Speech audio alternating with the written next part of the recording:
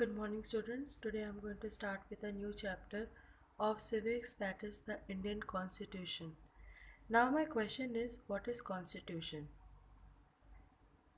Yes? Anyone? Okay, Constitution can be said like a law book, a rules or regulation book which is given, or you can say which is written for the country.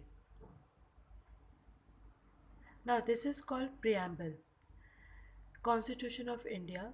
Preamble says, "We, the people of India, having solemnly resolved to constitute India into a sovereign, socialist, secular, democratic republic, and to secure to all its citizens justice, social, economics, and political liberty of thoughts, expression, belief, faith, and worship, equality of status and of opportunity, and to promote among them all fraternity, assuring the dignity of the individual and the unit and integrity of the nation.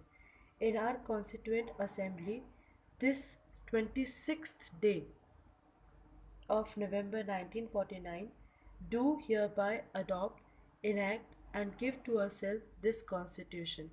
So, here we have seen that the Constitution was adopted on 26th November 1949.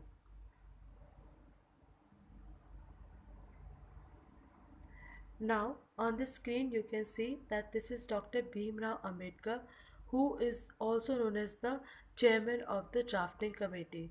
So we can also say that he was the main hero who was there when the constitution was framed, and he was the person who was behind the making of the constitution that was adopted on 26th November 1949. Now let's just focus on the making of the constitution. The Constitution Assembly 1946 to 49, as we all know that India got independence on 15th August 1947. So from 46 till 49, it took good 3 years to decide what should be the Constitution of India, or what should be the Constitution of a free nation called India. So from 46 to 49 completed the historic task of drafting the constitution for independent India. Now, how was it done? There were 11 sessions, 165 days of discussion, and there were 299 members involved. 299 members were called from all over the country. They all sat together in 11 sessions and discussed that how the constitution should be. And Dr. B.R. Ambedkar was one of them, fine, the architect of the Indian Constitution. What is in it? Now, the question is, what is there in the Constitution? We all know that our Constitution, our Indian Constitution, is the longest written Constitution in the world. It has total 395 articles in 22 parts and 12 schedules. It also provides 6 fundamental, you can say the basic fundamental rights to citizens, and also has a preamble capturing its spirit.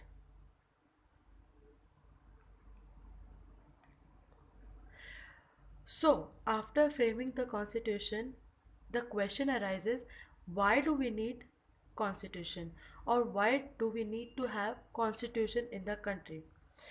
Let us discuss. It lays out certain ideals that form the basis of the kind of country that we citizens aspire to live in. Fine. It tells us the fundamental nature of the society. It serves to give set of rules and principles for the country to be governed, to prevent domination of majority over minority, and last but not the least, to save us from ourselves.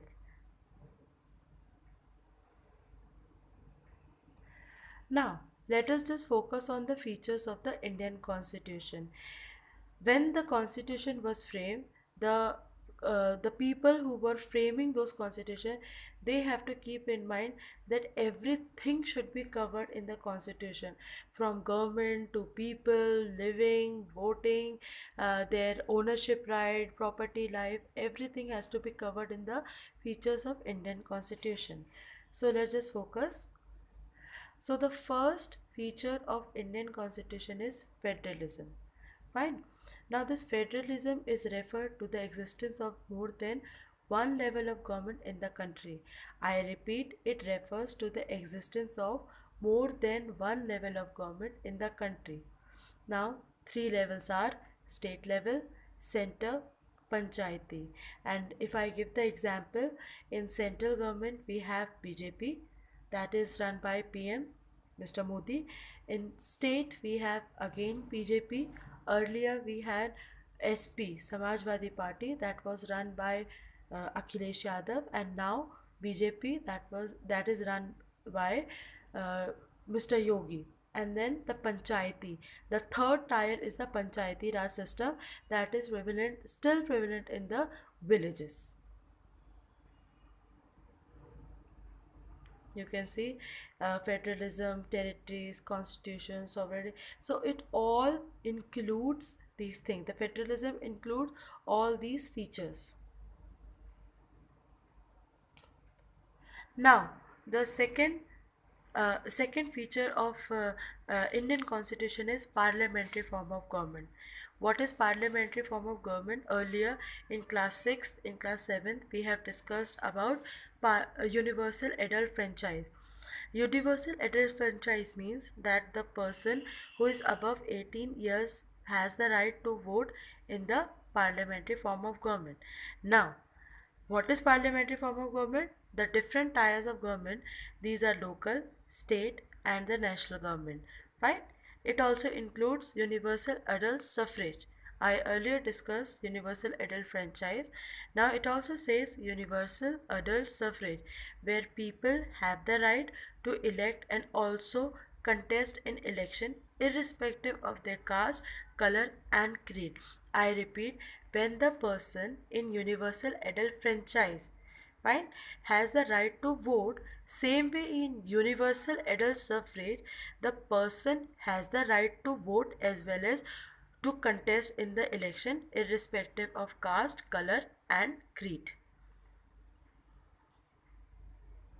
The third feature of Indian constitution is separation of power. Now, what is separation of powers? We all know that one person cannot run the country alone or can look after about everything. So, the powers are being separated between the three organs of the state. According to separation of powers, according to the constitution, there are three organs of the state. The first is legislature. Now, what is legislature? It includes elected representatives who makes laws. Fine. Executive. The second organ is executive. It is a smaller group who are responsible for implementing laws. And last organ is judiciary. It is a system of courts in the country. Now the powers are being separated, the powers are being divided between three organs and who never interfere in each other work and also are responsible to look after the needs of the people. Right? Here you can see the branches: legislative, executive and judicial system of the country. Judicial system is the court system of the country. See, constitution have legislative.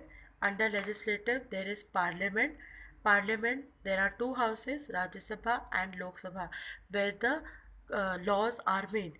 Then they have executive. Executive, the head of the executive is president, and we all know that when the laws are made, it is the final decision is rested on president, and he is the one who will going to sign the paper, and after that the laws will be implemented in the country. And last but not the least, judicial system. And here you can see the photo of Supreme Court, picture of Supreme Court, that it's a highest court system of the country. Supreme Court, then after High Court, and High Court, then after District Court. Now, The next feature of Indian Constitution is the fundamental rights, the basic rights which have been given to us by the Constitution, and on the whole it includes everything which a human being want. Fine. The six fundamental rights are: first, right to equality, that everybody has the right to live equally, not being treated unequal or feel injustice. Next is right to freedom, freedom to do whatever, but everything in the limit. Right against exploitation, right against exploitation, no person can be exploited by anyone, like majority cannot exploit minority. Child labor is there, they cannot be exploited by the people. Poor cannot be exploited by the rich people. Right to freedom of religion, every person in the country has the right to profess or to propagate or to embrace any religion of their own and can worship anyone, and without the interference of state or any of the majority party or any person. Educational and cultural rights means they can open up their institution and also have the right to educate themselves anywhere wherever they want. Right to constitutional remedies, this means that if you feel that your above five fundamental rights are being exploited or being taken away by anyone, so you have the right to go to the court system and ask for justice. That comes under right to constitutional remedies. Now, there are objectives of fundamental rights. Twofold objectives are there. First, that every person, every citizen must be in a position to claim those rights. Fine. The person who is criminal or from who is not from this country or have the citizenship of other country cannot claim the rights which have been given to the people of India and citizens of India.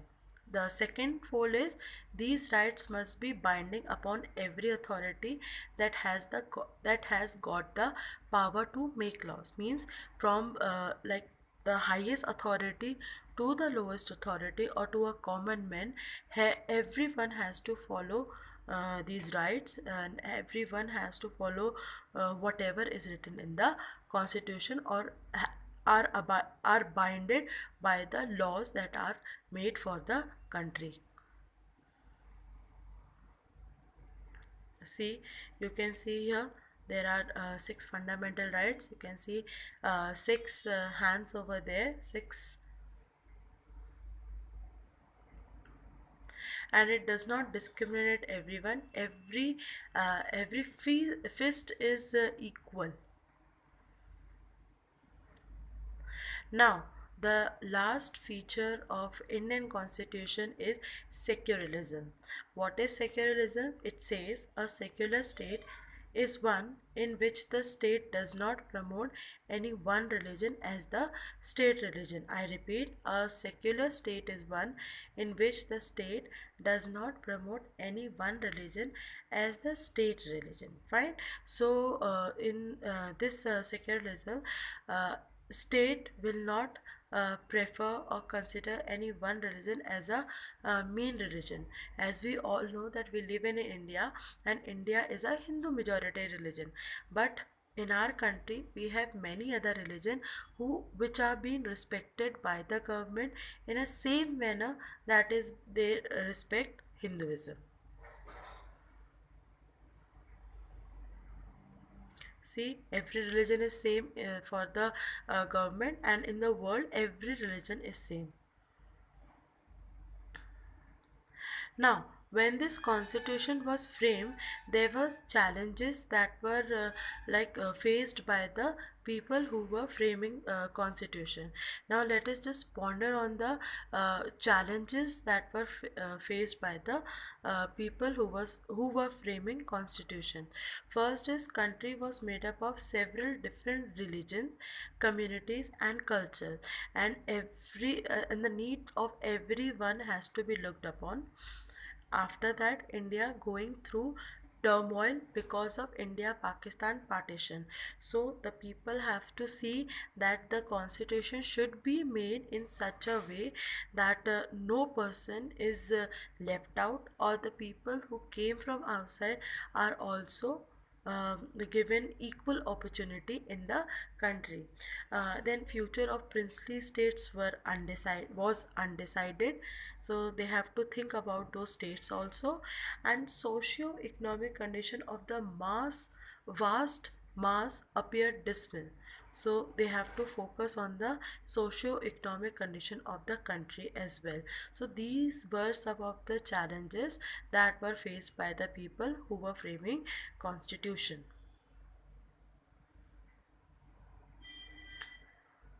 Now, a quick summary for you. We have discussed about constitution, the framing of constitution. We also discussed that what is the need of constitution. We discussed some key features of the constitution and the challenges that were faced by the people while framing the constitution. Now, on that basis, I have given 5 questions. First is, kindly note down these questions in your notebook, and you have to bring these questions by tomorrow. Go home, read the chapter very well, and do these questions on your own. Practice these questions on your own instead of looking from or copying from here or there. First question says, what is a constitution? Then we have next question, why do we need a constitution? The third is, write some key features of Indian constitution. Fourth is, explain secularism. And fifth is, discuss the challenges faced in framing the constitution.